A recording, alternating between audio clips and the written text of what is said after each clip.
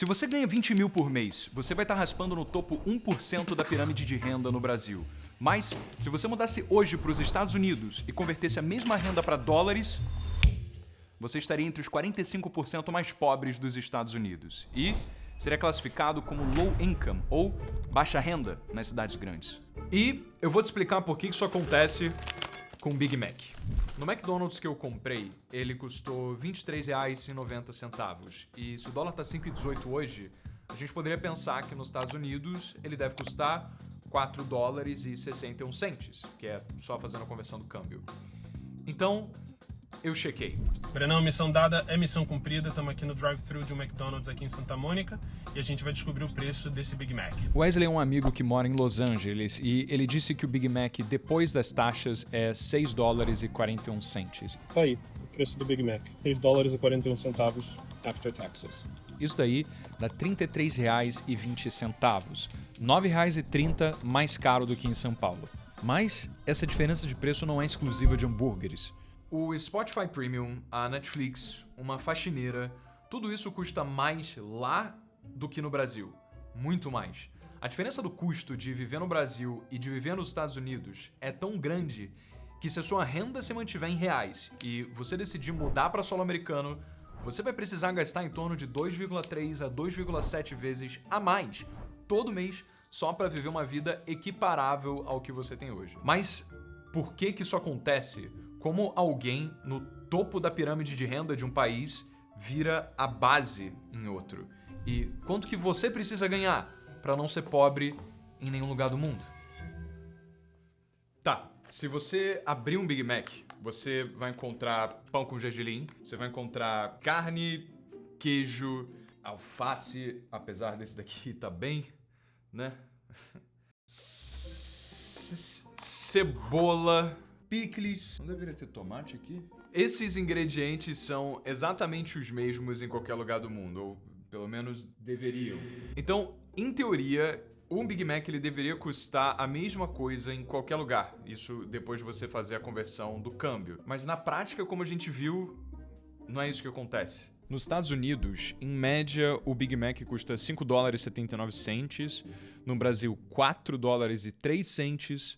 Na Suíça, $7,99 e em Taiwan, $2,38. Medir o preço do Big Mac em diferentes países é surpreendentemente eficiente para comparar o custo de se viver nesses países. E é por isso que o preço do Big Mac se tornou um índice real, chamado de Big Mac Index, e é acompanhado desde 1986. O que não parece fazer o menor sentido. Como a vida nos Estados Unidos é tão mais cara, você tem um monte de brasileiro esperando ansiosamente a viagem para Disney no final do ano chegar para trocar o iPhone, comprar videogame novo e renovar o guarda-roupas. Em 2025, mais de 2 milhões de brasileiros viajaram para os Estados Unidos e quando eles voltaram, bom, eu fui para Califórnia em janeiro desse ano e eu comprei esse microfone, esse gravador, esse teleprompter e esse iPhone. Você tá vendo o padrão? O que acontece é que os brasileiros que fazem uma viagem de 15 dias não vão para comprar vida, eles vão para comprar coisas. E parece que não, mas isso faz toda a diferença. Todo tipo de bem pode ser dividido entre duas classificações: bens comercializáveis e bens não comercializáveis. Bens comercializáveis são aqueles que podem ser produzidos em um lugar e vendidos em outro. Celulares, equipamentos de filmagem, calçados, videogames, roupas. Agora, bens não comercializáveis, esses precisam ser produzidos e consumidos no mesmo lugar. Aqui entra uma faxina, um corte de cabelo, uma consulta médica, uma aula, um Uber, um restaurante. A maior parte dos bens não comercializáveis são serviços, mas aqui nessa categoria também entram o aluguel do seu imóvel, a conta de água que você paga, a energia que você consome e alimentos perecíveis. Os bens comercializáveis, que são justamente os que os brasileiros enchem as malas voltando dos Estados Unidos, eles são muito mais baratos de serem comprados lá do que no Brasil. E isso acontece por dois fatores. O primeiro deles é que os Estados Unidos têm uma cadeia logística muito eficiente. No Brasil, 62% da carga transportada viaja de caminhão, que é o modal mais caro para longas distâncias. É por isso que greve de caminhoneiro é mais assustador que privada entupida pelo seu sogro. Ninguém resolve o estrago. Nos Estados Unidos, A divisão entre rodovia, ferrovia e hidrovia, isso é muito mais equilibrado. E isso faz com que o custo do transporte seja mais barato, e aí o repasse do valor do transporte no preço final do produto seja menor para o consumidor. O segundo fator que faz bens comercializáveis serem mais baratos nos Estados Unidos é o manicômio tributário brasileiro. Nos Estados Unidos, a média pós o tarifaço do Trump é de 14% sobre taxa de importação. No Brasil, o imposto de importação sozinho chega a 35%, mas isso é sem a sobremesa, que acrescenta IPI, PIS, COFINS, ICMS, ou seja, aqui a cascata de impostos que incidem quando esse celular chega faz com que o seu preço final custe em média o dobro do que o mesmo eletrônico custa lá fora. Então, de novo, tudo que é produto que pode cruzar a fronteira é mais barato de comprar nos Estados Unidos do que aqui no Brasil. Acontece que os bens não comercializáveis, que são justamente os que não cruzam fronteira, eles são, na verdade, muito mais caros nos Estados Unidos do que aqui. E isso acontece principalmente porque o custo da mão de obra média do brasileiro é incrivelmente mais barata do que a do norte-americano. Uma empregada doméstica no Brasil, por exemplo, ganha em média R$ 1.800 por mês.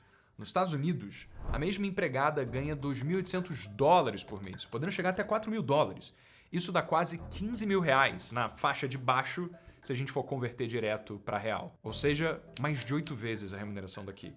Um corte de cabelo masculino na cidade que eu moro é R$45. Nos Estados Unidos, uma barbearia média, sem luxo, vai cobrar de $40 a $60. Mais de 5 vezes mais do que o preço daqui. Um atendente de McDonald's no Brasil ganha em média R$ 1.699 por mês, um pouco mais que o salário mínimo. E nos Estados Unidos, ele ganha $2.000 por mês. Mais de 6 vezes mais. E quando a gente pega o preço de toda a mão de obra e tenta consolidar numa faixa o custo de serviços nos Estados Unidos ou de bens não comercializáveis é entre 5 e 12 vezes maior do que no Brasil, dependendo da categoria. Então, quando a gente olha para o Big Mac brasileiro, faz sentido ele ser mais barato. Não é porque o hambúrguer é menor ou porque o McDonald's daqui é mais generoso. É porque o atendente que monta o seu lanche, o gerente que opera a loja, o entregador que leva o pedido, toda essa galera ganha uma fração do que os equivalentes deles nos Estados Unidos. O hambúrguer é exatamente o mesmo, mas todos os insumos para fazer um Big Mac são produzidos no próprio Brasil. Então, eles não levam o peso das taxas de importação que os bens comercializáveis estrangeiros têm. Cara, golaço! Eu vou me mandar para os Estados Unidos agora, vou trabalhar no McDonald's e ter minha renda de R$15 mil por mês. Eu sei, isso é tentador. Mas olha, os barbeiros, os atendentes de McDonald's e as domésticas, o fato dessa galera ganhar mais não significa que eles têm vida de rico lá. Porque da mesma forma que eles ganham mais, eles também gastam mais. E tem uma pesquisa, que é a pesquisa de orçamentos familiares do IBGE. Essa pesquisa deixou uma coisa muito clara. Existem 3 categorias de gastos brasileiros que são responsáveis por, em média, 72% do nosso orçamento. A habitação, sendo a principal dela na maior parte das vezes, alimentação e transporte. Todas essas são bens não comercializáveis, que são muito mais caros nos Estados Unidos do que são aqui no Brasil. E isso acontece porque essas 3 categorias são dominadas por custos locais. O aluguel nos Estados Unidos é caro porque a mão de obra que constrói casas é cara e o imóvel, ele compete com gente que ganha em dólar nos Estados Unidos. Então, a demanda é alta e assim o preço fica lá em cima. No Brasil, o aluguel é dominado pelos brasileiros, que em média são mal pagos. Então, a demanda é mais fraca e o preço é menor. A nossa comida também é produzida aqui, então não tem o peso das taxas de importação e o transporte brasileiro também depende da mão de obra local e barata daqui. E como tudo isso representa 72% em média das nossas despesas, a fatia do orçamento que sobra para bens puramente importados, como os eletrônicos, a roupa de marca, o produto de fora, é pequena. Então, a gente não percebe isso no dia a dia. Enfim, a maior parte do que você gasta todo mês é com coisas cujo preço é definido pelo Brasil, não pelo mercado global. É por isso que, mesmo bens comercializáveis sendo mais baratos nos Estados Unidos, são os bens não comercializáveis que iriam engolir o seu orçamento e te fazer gastando entre 2,3 a 2,7 vezes a mais só para manter você com a mesma vida que você tem hoje se você se mandasse para lá. Morar num apartamento ou numa casa com a quantidade de metros quadrados parecida, o mesmo terreno, se você fosse contratar alguma doméstica, algum funcionário, se você fosse pegar transporte para ir para o trabalho, enfim, coloca tudo numa cesta, você vai pagar isso daí. Mas essa é uma relação verdadeira só para Brasil e Estados Unidos. Com outros países, a cesta de custos fica totalmente diferente. Então, será que tem algum lugar que, mesmo você ganhando o que você ganha hoje, supondo que você poderia, sei lá, trabalhar de home office, você viveria como um rei? Pelo índice Big Mac, os 5 países mais baratos são Taiwan, Indonésia, Índia, Egito e África do Sul, enquanto os 5 mais caros são Suíça, Argentina em segundo lugar, Uruguai, Noruega e Costa Rica. Pois é, o segundo Big Mac mais caro do mundo não é o da Dinamarca, não é o da Holanda. Esse país eu não tô nem no top 5. É o da Argentina e o terceiro do Uruguai. Mas isso não significa que viver na Argentina é mais caro que viver na Holanda. E é aí que o índice começa a falhar. E isso acontece porque esse índice só compara o preço de um produto em diferentes países. Ele não dá a resposta definitiva sobre o custo de vida médio nesses países, porque isso seria tentar medir a temperatura de um país inteiro colocando um único termômetro em um só bairro de um estado específico. Então, acaba sendo um indicativo decente, mas tem uma margem de erro grande. Para entender a resposta real e saber se você seria pobre num país ou viveria confortavelmente, a gente precisa de um indicador mais completo. E esse indicador existe, e ele se chama paridade de poder de compra. Então, em inglês, Purchasing Power Parity, ou PPP. E o que a PPP faz é o seguinte: em vez de pegar o PIB de um país e converter pela cotação do dólar em um dia específico, que pode subir ou descer 30% no mês, sem que o poder de compra da população desse país siga isso, a PPP pergunta: quanto uma moeda realmente compra dentro do seu próprio país? E a forma como a PPP faz essa conta é pegando uma cesta enorme de bens e serviços. E quando eu digo enorme, é enorme mesmo. São mais de 3 mil produtos de consumo, 30 categorias de ocupações do governo daquele país, mais de 200 tipos de equipamentos e 15 projetos de construção. E aí, coloca tudo no mesmo bolo e compara o preço dessa cesta inteira em cada país. O resultado dessa conta te diz qual é o poder de compra real daquela economia, independente do que o câmbio diz naquele dia. Por exemplo, se você pega $10 para converter na moeda da Indonésia, você vai conseguir comprar mais do que esses mesmos $10 comprariam na Noruega. E, tendo isso em mente, aparece um dos plot twists mais surpreendentes da economia mundial. Se eu te perguntasse qual é o país com o maior PIB do mundo, pausa o vídeo e comenta aqui embaixo para ver se você acerta. Comentou? Estados Unidos. Se você falou isso, meus parabéns. Pelo PIB, você ia estar certo. Os Estados Unidos produzem mais de 30 trilhões de dólares por ano. Mas e se eu mudar a pergunta para qual é o país com o maior PIB ajustado pela paridade de poder de compra? E aí? Vai peitar essa? Comenta aqui que eu quero ver se alguém vai acertar. Cara, tem um país que produz 35,29 trilhões de dólares ajustados pela PPP. Sabe qual é? A China. Eu sei, você acertou. Parabéns, você é muito bom mesmo. E pela PPP, os Estados Unidos ficam em segundo lugar com 28,78 trilhões de dólares. Agora, como isso é possível? Bom, é possível porque a China tem 1,4 bilhão de pessoas produzindo bens e serviços que, dentro da China, custam menos do que nos Estados Unidos.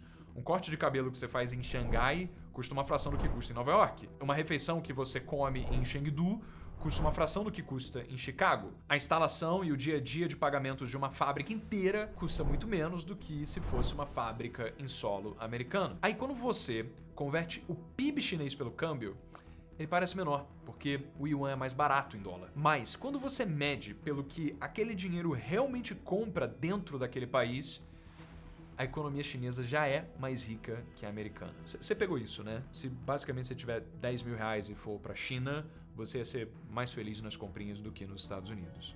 Mas, e no geral, se você mantivesse a sua renda e você se mandasse para outro país, onde você realmente ia se dar bem? Bom, eu tenho uma notícia boa, eu tenho uma notícia ruim. Mas antes de falar dessas notícias, se você é investidor, então você deveria saber disso. O dólar caiu para menos de R$5 pela primeira vez em 2 anos.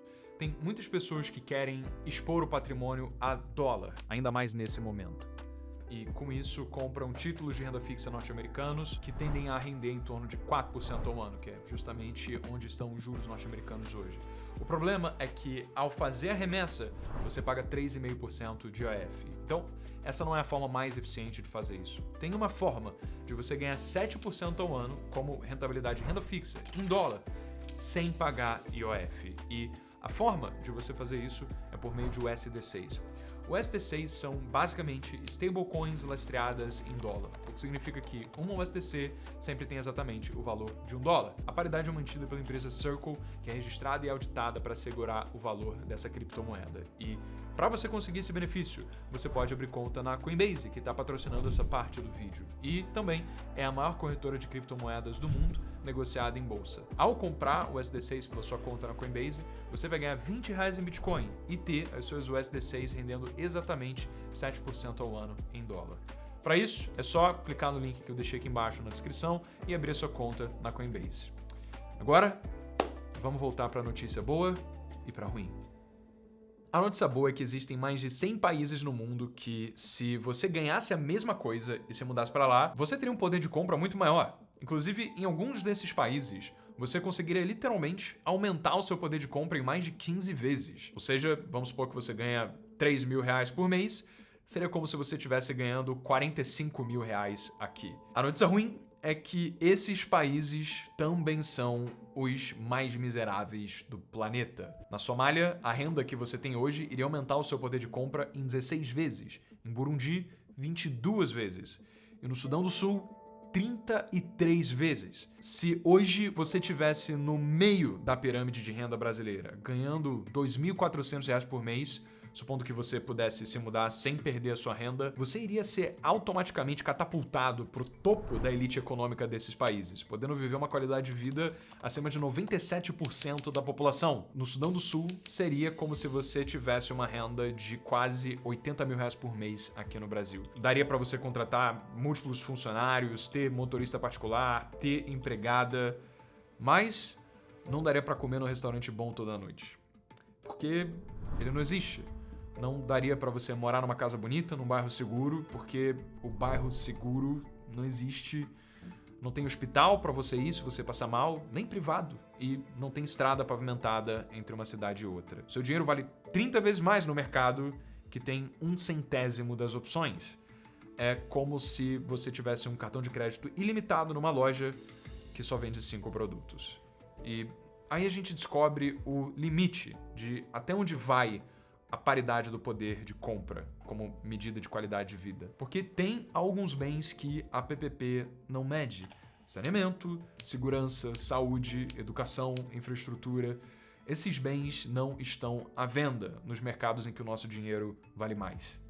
Então, e agora? Bom, e se a gente supor que, na verdade, você quer só se mandar? Adeus Brasil, tamo junto, hashtag me mandei. Aquele abraço. Mesmo que você não tivesse renda e tentasse reconstruir a vida do zero em outro lugar, qual seria o país que você ia ter o melhor coquetel de segurança, saúde e infraestrutura, mesmo ganhando um salário baixo, um salário inicial para a região? Então, uma forma, num primeiro momento, inteligente de pensar que seria legal encontrar isso é pensar no PIB per capita ajustado pelo PPP. Esse indicador é diferente do PIB per capita comum, porque o PIB per capita comum, ele pega tudo que um país produz, ele divide pelo número de habitantes e converte em dólar pelo câmbio do dia. O problema é que a gente já viu que o câmbio mente. Se o real desvaloriza 20% no ano, o PIB per capita do Brasil em dólar despenca, mesmo que ninguém tenha se sentido mais pobre e não tenha precisado ter uma grande mudança de qualidade de vida na mesma proporção. Já o PIB per capita PPP faz a mesma conta, que é produção total dividida pela população. Mas, em vez de converter pelo câmbio, ele ajusta pelo que o dinheiro realmente compra dentro daquele país. Uma pessoa, por exemplo, pode viver num país que tem um PIB per capita de 15 mil dólares por ano, mas pela PPP ele tem um PIB per capita de 30 mil dólares por ano. Isso significa basicamente que naquele país o mesmo dinheiro consegue pagar o dobro do que pagaria nos Estados Unidos, que é o país que emite o dólar. Então, considerando aquela mesma cesta que a gente falou que engloba desde aluguel, a corte de cabelo, de gasolina à consulta médica, o PIB per capita PPP compara o preço dessa cesta em cada país e diz qual que é o padrão de vida real de uma pessoa neles. Então, bora ver na prática. Eu vim aqui no site do FMI para pegar os dados do PIB per capita PPP de todos os países, mas esse site não mostra o ranking. Então, o que eu fiz? Ele disponibilizou aqui todos os dados dos países e eu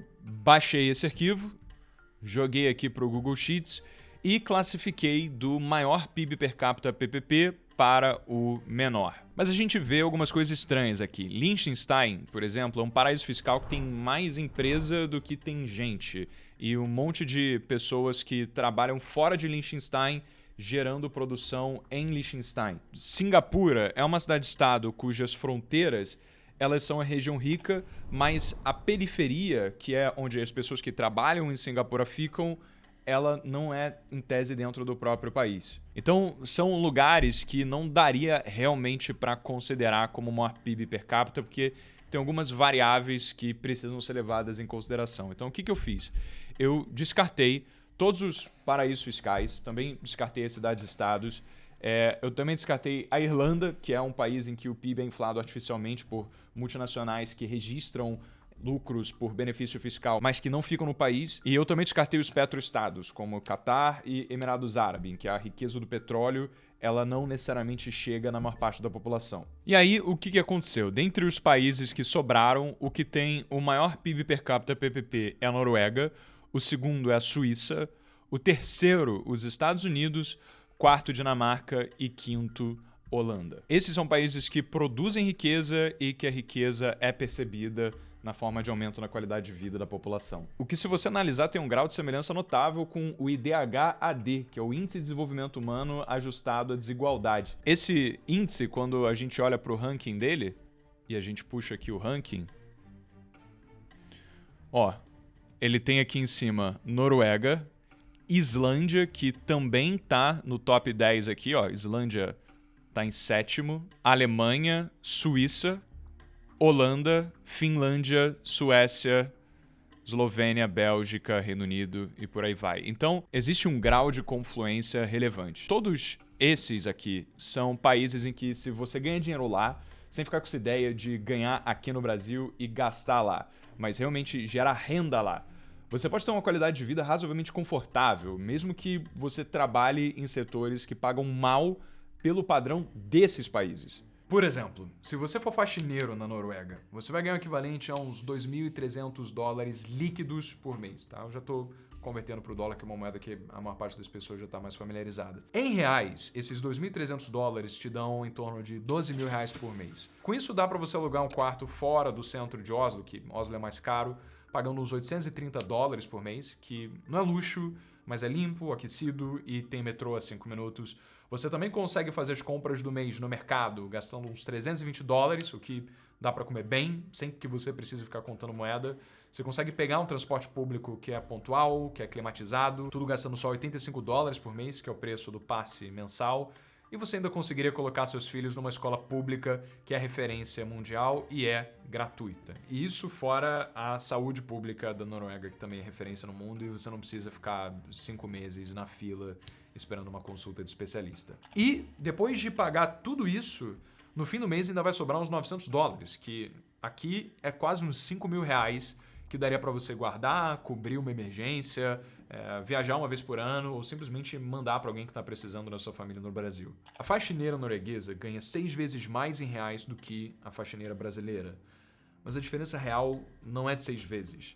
É de 6 vezes no salário, mais tudo aquilo que o país entrega sem cobrar. Saúde, educação, segurança inigualável. Coisas que no Brasil, se o pobre quiser ter com algum grau de qualidade, ele vai precisar pagar no próprio bolso e não vai conseguir, porque o pobre ganha R$2.000 por mês.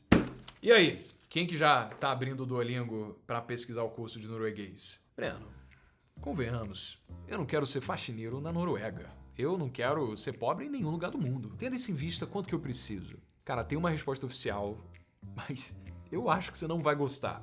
Pela Constituição, o salário mínimo deveria cobrir 9 necessidades básicas. E essas são alimentação, moradia, saúde, educação, vestuário, higiene, transporte, lazer e previdência. E o Diese chegou no número que você precisaria ter de renda para conseguir ter todas essas coisas. E detalhe, eu fiz um Reels um tempo atrás falando que R$10.000 por mês em São Paulo era o novo salário mínimo. Então eu sei que é impossível alguém concordar com qualquer faixa de renda, porque todo mundo tem realidade diferente, mora em um lugar diferente e tudo mais. Então compara aí com o que você gasta para ver se o cálculo do Diese tá batendo. Ah, e detalhe, o Diese não liberou especificamente o quanto que ele atribuiu para cada categoria, mas com base nas outras pesquisas envolvendo outras médias no Brasil, eu acabei chegando num valor que eu acredito ter um alto grau de confiança para a média brasileira que tem essa renda. Compara aí com o que você gasta para ver se bate. Ó, alimentação, o Diese considerou 2.538, moradia 1.777, vestuário 711, transporte 592, higiene 590, saúde e lazer 474, educação 237, previdência 187 e o total deu 7.106 por família. Isso para ela não ser pobre. Nos Estados Unidos, o MIT fez a mesma conta para estimar uma renda que traria dignidade para uma família de 4 na Califórnia. E Califórnia é um estado razoavelmente caro nos Estados Unidos. Quanto que deu? $8.450, ou então R$43.900. Na Suíça, a gente também tem esse dado, foi 10.000 francos por mês. Isso daí equivale a assustadores, segura, R$58.000 por mês.